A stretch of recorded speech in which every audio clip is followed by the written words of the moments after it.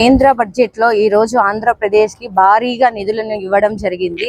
అలాగే ఒకటే రాష్ట్రం ఒకటే రాజధాని అని మేము ఎప్పటి నుంచో అడుగుతున్నా ఈ రోజు కేంద్రంలో దానికి గ్రీన్ సిగ్నల్ ఇచ్చి ఆంధ్రప్రదేశ్ ని అభివృద్ధి చేయడానికి 15,000 కోట్లు మంజూరు చేయడం జరిగింది. అలాగే వెనుకబడిన రాయలసీమ, ప్రకాశం ఇలాంటి జిల్లాలకు కూడా కేంద్రం నుంచి అనేక నిధులను ఇస్తామని కూడా కేంద్ర బడ్జెట్ లో చెప్పారు.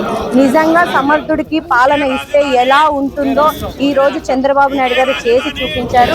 ముఖ్యంగా నరేంద్ర మోడీ గారికి ప్రత్యేక ధన్యవాదాలు. రాష్ట్రానికి ఇన్ని నిధులు రావడానికి చంద్రబాబు గారు చేసిన కృషికి ఆయనకు కూడా ప్రత్యేక ధన్యవాదాలు తెలుపుతున్నాము.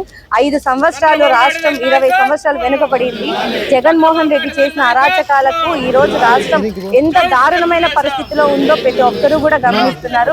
రాబోయే 5 సంవత్సరాల్లో అనేకమైన పరిశ్రమలు వస్తాయి, అనేక చోట్ల అభివృద్ధి పనులు మొదలైతాయి. రాష్ట్రానికి ఒక రాజధాని వస్తుంది. పోలవరం పూర్తి చేయడానికి కూడా కేంద్ర ప్రభుత్వం గ్రీన్ సిగ్నల్ ఇచ్చేసింది. కాబట్టి రాష్ట్రానికి మంచి రోజులు వస్తున్నాయి. Thank you Modi sir.